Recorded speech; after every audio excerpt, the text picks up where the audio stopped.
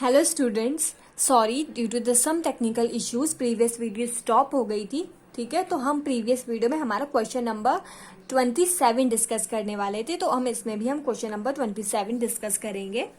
तो question number 27 में आपको h और k की वैल्यू फाइंड करनी है। क्या करना है? h और k की वैल्यू फाइंड करनी है such that is a factor of the polynomial. उसमें आपको बोला हुआ है कि ये जो वैल्यू है इसका पॉलिनोमियल है। इसका मतलब आपको ये वाली वैल्यू से ये वाली वैल्यू को डिवाइड करना है, और पॉलिनोमियल है यानी कि फैक्टर है, यानी कि इसका रिमाइंडर कितना आएगा? 0। रिमाइंडर 0 है तभी तो पॉलिनोमियल और फैक्टर है, और आपको h अपॉन k की वैल्यू फाइंड करनी है। तो चलो अब हम इस क्वेश्चन को सॉल्व करते हैं।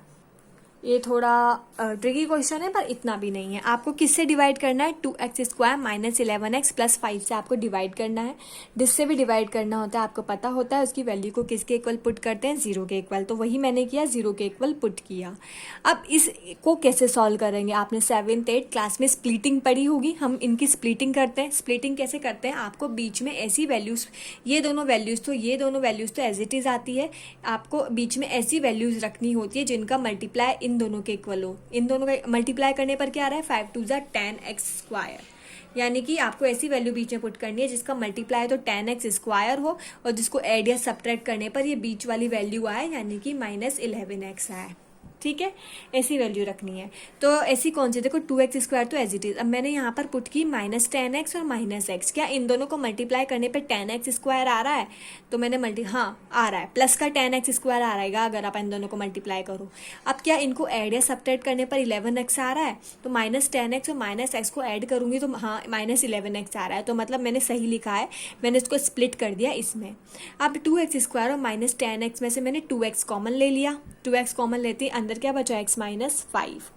ठीक है, और यहाँ से मैंने -1 कॉमन ले लिया तो अंदर क्या बचा? x। तो -1 इसमें से कॉमन लिया तो x एज इट इज। इसमें से -1 कॉमन लिया तो -5। -5 क्यों आएगा? क्योंकि ये प्लस का 5 है। -1 कॉमन लिया है तो ये प्लस माइनस में कन्वर्ट हो जाएगा ना। ठीक है ना, इक्वल टू 0। अब ये 2x और -1 को साथ में लिख देंगे और x - 5 को साथ में लिख देंगे और इक्वल टू 0। पहले आप 2x - 1 को 0 के इक्वल करेंगे, तो मैंने 2x - 1 को 0 के इक्वल किया। 2x इधर ही रहने दिया, 1 को इधर लेके गए तो +1। x as it is. 2 को डिवाइड में लेके गए तो 1/2 आपके आ गया। अब मेरे एक वैल्यू तो आ गई x की। अब दूसरी कैसे निकालेंगे? x - 5 को 0 के इक्वल पुट करेंगे, तो मैंने x - 5 को 0 के इक्वल पुट किया तो x की वैल्यू आ गई +5। अब हमारी इक्वेशन क्या है? यानी कि हमारा p ऑफ x क्या दिया हुआ है क्वेश्चन में? ये दिया हुआ है। पहले हम हाफ वैल्यू पुट करेंगे, तो p ऑफ हाफ, जहां भी x है वहां पर हाफ लिख दिया। 1/2 की पावर क्यूब, 1/2 की पावर स्क्वायर, h इंटू 1/2 के इक्वल टू 0। 0 के इक्वल पुट क्यों किया? क्योंकि उसने बोला है कि वो फैक्टर है, और फैक्टर है यानी रिमाइंडर 0 है, तो 0 के इक्वल इक्वेशन को पुट कर दिया। 2 इंटू 1/8 -9 1/4 h/2 के 0। ठीक है, तो ये हमारी इक्वेशन आ गई। ये मैंने 2 से कैंसिल कर दिया, 2 × 1 = 4, तो 1/4 -9/4 प्लस h/2 प्लस के इक्वल टू 0। 4 यहाँ पर एलसीएम आया तो 1 - 9, 2 से 2 कैंसिल, 2h, 4 के इक्वल टू 0। 4 को इधर मल्टीप्लाई कर दिया, 0 से मल्टीप्लाई करके 0 रह गया, यानी कि 4 तो हट गया। अब -8 प्लस 2h प्लस 4k में से मैंने 2 कॉमन ले लिया। 2 कॉमन लेते ही 2 4 = 8 -4, 2 तो चला ही गया, ओनली h बचा। यहाँ से 2 कॉमन ले लिया तो 2 2 = 4, तो यहाँ ओनली 2 आ गया, क्योंकि 2 तो कॉमन ले ही लिया तो ओनली 2 यहाँ पर बचा, k इक्वल टू 0। तो -4 plus h plus 2k equal to 0। अब ये -4 को मैं h और k वाली वैल्यू को इधर रहने दिया, बाकी वेरिएबल को इधर लेके चली गई, तो h plus 2k equal to 4। तो ये हमारी इक्वेशन 1 आ गई। ठीक है, इक्वेशन 1 कब आई? जब हमने p हाफ फाइंड किया। ठीक है, अब हमारी एक वैल्यू x की 5 है, तो अब हम देखो x की 5 एक वैल्यू 5 है, तो अब हम 5 पुट करेंगे। ये p ऑफ 5, जहां पर भी x था वहां पर हमने 5 पुट कर दिया, तो 2 इंटू 125, क्योंकि 5 की पावर 3 यानी कि 125, 5 की पावर 2 यानी कि 25। 25 को 9 से मल्टीप्लाई किया तो 2 2 5, 5h as it is, k as it is equal to 0। Multiply 250 -25, 5h plus k equal to 0। इसमें से इसको माइनस किया तो 25 remaining, 5h plus k equal to 0। अब 5h प्लस k इधर रह गया, और ये 5h प्लस के इधर रह गया और 25 को उधर लेके गए तो -25। अब ये हमारी जो इक्वेशन है ना अपन, ये वाली जो इक्वेशन है हम इसे 2 से मल्टीप्लाई करेंगे। क्यों? ऐसे ही पूरी इक्वेशन को 2 से मल्टीप्लाई कर दो ताकि हम h या k में से कोई एक चीज़ कैंसिल कर सकें। ठीक है, h और k में से कोई एक चीज़ कैंसिल करनी है तो k आपका कैंसिल हो जाएगा अगर आप इसे 2 से मल्टीप्लाई करेंगे तो मैंने इस इक्वेशन को 2 से मल्टीप्लाई किया। 5h into 2k minus 25 into 2 तो 10h plus 2k minus 50 equation 2। अब आप इक्वेशन 2 में से इक्वेशन 1 को माइनस करो। इक्वेशन 2 है 10h plus 2k equal to minus 50 और इक्वेशन 1 है आपकी h plus 2k equal to 4। 10h में से h गए तो 9h, ये 2k तो कैंसिल हो गया, ये भी माइनस में, ये भी माइनस में है तो ये -50 और हो गया। क्योंकि यहाँ पे हम सब्ट्रैक्ट कर रहे हैं इसलिए साइन चेंज किए हैं, अगर एडिशन कर रहे होते तो साइन चेंज नहीं करते।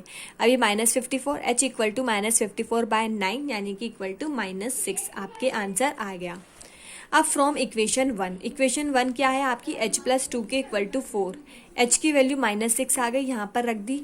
2k equal to 4, 2k equal to 6 को इधर लेके गए, 6 प्लस 4 इक्वल टू 10 तो k इक्वल टू डिवाइड में चला गया 10/2 5 यानी k की वैल्यू आ गई 5 और h की वैल्यू आ गई -6। तो ये क्वेश्चन ऐसे ही होगा, थोड़ा ट्रिकी था लेकिन इतना भी हार्ड नहीं था। ठीक है, अब हम हमारा क्वेश्चन नंबर 28 करते हैं। नेक्स्ट क्वेश्चन है क्वेश्चन नंबर 28 में क्या है, without actual division prove that this and is divisible by this. ये इक्वेशन जो है इससे डिविजिबल है, ये आपको विदाउट एक्चुअल डिवीजन प्रूव करना है यानी कि बिना डिवीजन के। ये कैसे प्रूफ होगा, जब आपकी जो रिमाइंडर है वो 0 आए तब आपके ये प्रूफ होगा। तो चलो अब हम इस क्वेश्चन को करते हैं। तो ये हमारा क्वेश्चन नंबर 8 है। आपको डिवाइड किस इक्वेशन से करना है, x square minus 3x plus 2 से। तो जिससे भी करना है उसे हम 0 के इक्वल पुट कर देंगे, तो मैंने इसे 0 के इक्वल पुट कर दिया। अब ये इसको वही करेंगे, ब्रेक करेंगे। ब्रेक करने पर क्या, इन दोनों को मल्टीप्लाई करने पर आना चाहिए 2x स्क्वायर आ रहा है, इन दोनों को मल्टीप्लाई करने पर 2x स्क्वायर आ रहा है। ठीक है, तो आपकी जो आपको बीच में ऐसी वैल्यूज लिखनी है जिनको मल्टीप्लाई करने पर 2x स्क्वायर आए और एड या सब्ट्रैक्ट करने पर -3x आए। तो मैंने क्या लिखा, ये दोनों तो एज इट इज लिख दी। ठीक है, मैंने क्या लिखा, -2x -x। जब आप इन दोनों को मल्टीप्लाई करेंगे तो प्लस का 2x स्क्वायर आएगा, करके देख लो आएगा। और जब इनको ऐड करेंगे तो क्या आएगा, -3x। तो -3x आ रहा है और प्लस 2x स्क्वायर आ रहा है, तो मैंने इन्हें स्प्लिट कर दिया -2x -x में। हो गई बात। अब यहाँ से कॉमन ले लिया x कॉमन लेते हैं, यहाँ तो ओनली x बचा माइनस और यहाँ ओनली 2 बचा क्योंकि x तो कॉमन आ गया। यहाँ से मैंने -1 कॉमन लिया, -1 कॉमन लेते हैं, ये -x कन्वर्ट हो गया x में क्योंकि माइनस से माइनस कैंसिल हो गया, और +2 कन्वर्ट हो गया -2 में क्योंकि -2 से जब इसमें जाएगा तो ये -2 में कन्वर्ट हो गया और इक्वल टू 0। अब ये तो हो गया आपका x -1 और ये दोनों में से एक ले लो x -2 इक्वल टू 0। x -1 को मैंने 0 के इक्वल पुट किया। ठीक है, x -1 को 0 के इक्वल पुट किया तो x यहीं रह गया, 1 इधर गया तो +1। वैसे ही मैंने x -2 को 0 के इक्वल पुट किया तो x की वैल्यू आपके +2 आ गई। अब दोनों से आपको इक्वेशन सॉल्व करनी है। पहले p ऑफ x लिखो, p ऑफ x इक्वेशन में दी है।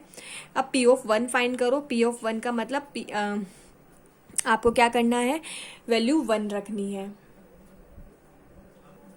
तो x की जगह जहाँ भी x था वहाँ पर वैल्यू 1 रख दी। जब मैंने पूरी इक्वेशन को सॉल्व किया तो जो हमारे आंसर आया वो 6 - 6 इक्वल टू 0 यानी कि 0 आया। यानी कि हाँ, ये इसका रिमाइंडर है। लेकिन अभी अपने को दूसरा भी सॉल्व करना है, 2 रख के। इक्वेशन को आप 2 रख के भी सॉल्व करो। जब आप जहाँ पर भी x है वहाँ पर आप 2 पुट करोगे तो आपके आंसर लास्ट में 0 आएगा। दोनों में आंसर 0 आ रहा है, इसका मतलब हाँ ये इसे कम्प्लीटली डिविजिबल है क्योंकि रिमाइंडर्स क्या आ रहे हैं, 0 आ रहे हैं, तो इसका मतलब कम्प्लीटली डिविजिबल है। अब हम हमारा क्वेश्चन नंबर 9 देखते हैं। 29 देखना, given that x - 3 is a factor of this, show that x + a is a factor of this. आपको दिया है कि x - 3 इसका फैक्टर है। ठीक है, तो आपको बताना है कि x + a इसका फैक्टर है। तो ये आप कैसे शो कर पाएंगे, क्वेश्चन आप अच्छे से पढ़ लिए हैं। ठीक है, आपको ये बताना है। तो देखो, सबसे पहले हमें पहले दिया है कि x - 3 आपको बोला है कि उसका फैक्टर है। तो यानी कि x - 3 से डिवाइड किया है, तो x - 3 को 0 के इक्वल पुट कर दिया और x इक्वल टू 3। अब इस x - 3 कौन सी इक्वेशन का फैक्टर है, उस इक्वेशन को p ऑफ x करके यहाँ पर लिख देंगे। ये इसका फैक्टर है मतलब ज़रूर रिमाइंडर ज़ीरो होगा, तो मैंने ज़ीरो के इक्वल पुट कर दिया, क्योंकि फैक्टर तभी तो होता है जब वो ज़ीरो के इक्वल हो, तो मैंने इसको ज़ीरो के इक्वल पुट कर दिया क्योंकि इसका फैक्टर है। अब इस इक्वेशन में x की जगह 3 रख दिया, x की पावर यानी 3 की पावर 4, 3 की पावर 3, 8 इंटू 3 की power 2 as it is, x की जगह 3 प्लस 12 इक्वल टू 0। ये हो गया 81, ये -27। तो पूरा सॉल्व किया और यहाँ से हमने a की वैल्यू फाइंड कर ली जो हमारे 2 आ गई। सॉल्व तो आप कर लेंगे, यहाँ पे मैंने पूरा करके दिखा रखा है, आप वीडियो पॉज करके लिख भी सकते हो, खुद से सॉल्व करके ट्राई भी कर सकते हैं। ठीक है, अब हमारे पास a की वैल्यू आ गई, इसका मतलब a इक्वल टू 3 है, मीन्स x प्लस ए। अब वो पूछ रहा है क्या वो x प्लस ए का फैक्टर है, देखो क्वेश्चन में पूछ रहा है ना, तो उस x प्लस ए की जगह मैंने a की वैल्यू रख दी, a की वैल्यू 2 है, तो ये x प्लस ए किसके इक्वल हो गया, x प्लस 2 के। तो अब इससे डिवाइड करना है उसको, तो जिससे भी डिवाइड करना होता है, ठीक है, तो x प्लस 2, तो x प्लस 2 को 0 के इक्वल, तो x की वैल्यू -2। अब जो नीचे वाली इक्वेशन है उसमें देखो नीचे वाला पॉलिनोमियल दिया है जिसमें आपको प्रूव करना था कि वो x प्लस ए का है, तो उस वाले पॉलिनोमियल को यहाँ पर लिख देंगे और उस x की जगह -3 लिख देंगे, और -3 सब जगह x की जगह लिख देंगे, तो ये -8 ये +4, ये 4 और -8 + 8 इक्वल टू 0 आपके आ गया, 0 आ गया, रिमाइंडर इज 0। इसमें इट मीन्स क्या हो गया कि x plus A is a factor of this, यानी कि x प्लस ए इसका फैक्टर है, रिमाइंडर 0 है, तो इसका मतलब यही हुआ कि ये इसका फैक्टर है। ठीक है, आ गई बात समझ में। चलो अब हमारा इस एक्सरसाइज का लास्ट क्वेश्चन देखते हैं, that is the question number 30। So let's start. हाँ तो भाई हमारा क्वेश्चन नंबर 30 है कि if both x-3 and x-1/3 are the factor of this then show p-r equal to 0। बोल रहा है कि x-3 और x-1/3 इसके फैक्टर हैं, यानी कि x-3 से डिवाइड करो चाहे x-1/3 से डिवाइड करो, वो इसके फैक्टर हैं, यानी 0 के इक्वल है। फैक्टर है मतलब दोनों का रिमाइंडर 0 आएगा, तो आपको p-r इक्वल टू 0 को शो करना है। तो अब हम इस क्वेश्चन को देखते हैं। ये रहा क्वेश्चन नंबर 30।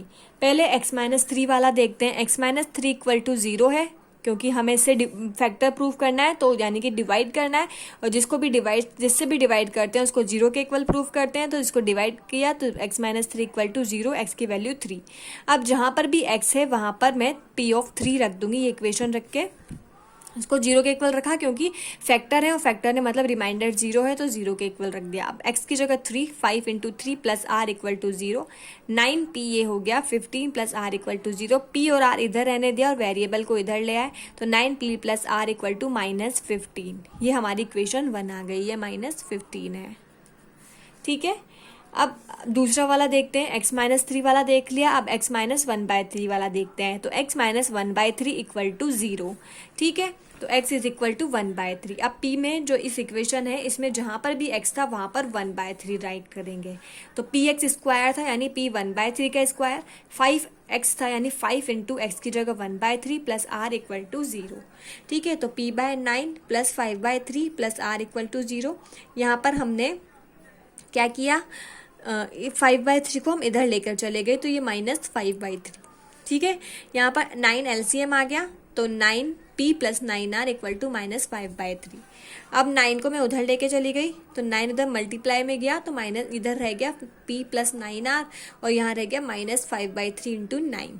तो p प्लस 9r, 3 से ये कैंसिल हो गया, 3 टाइम्स, 3 से ये कैंसिल हो गया 3 टाइम्स, तो -15। अब देखो इक्वेशन 1 में भी इधर की साइड -15 है, ठीक है, और इक्वेशन 2 में भी यहाँ पे -15 है, यानी RHS of the equation 1 and equation 2 are equal. RHS equation 1 और इक्वेशन 2 के इक्वल है, मीन्स LHS आल्सो इक्वल, इसका मतलब LHS भी इक्वल होंगे, तो मैंने LHS को आपस में इक्वल कर दिया। उसका इक्वेशन 1 का LHS था एंड 9p प्लस r, और इक्वेशन 2 का LHS है p प्लस 9r, तो मैंने दोनों को इक्वल कर दिया।